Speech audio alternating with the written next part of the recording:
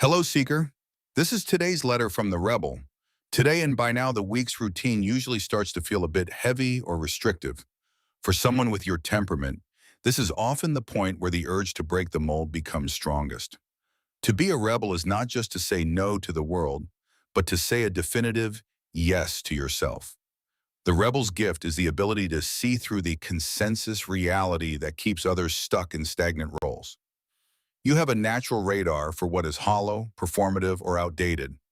However, the growth edge for the rebel is recognizing when your resistance is a conscious choice for change versus a reflexive reaction to any form of structure.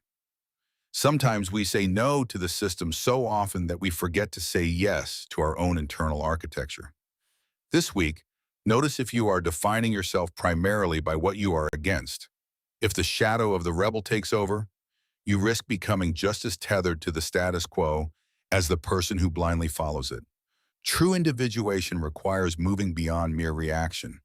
It is about integrating that fire into a torch that lights your own path, rather than just using it to burn down the fences of others.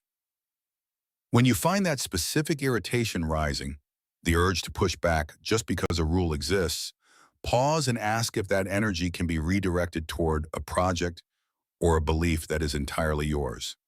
Your power lies not just in the disruption of the old, but in the radical authenticity of what you build in the clearing you've made. Today's practice: identify one rule or habit you usually follow out of obligation today and consciously choose to do it differently, not to cause chaos, but to prove to yourself that you are the one in the driver's seat. Record how that shift in agency feels in your reflection tonight. Stay sharp and stay true to your own inner compass. I'll see you tomorrow. Archetype Mirror.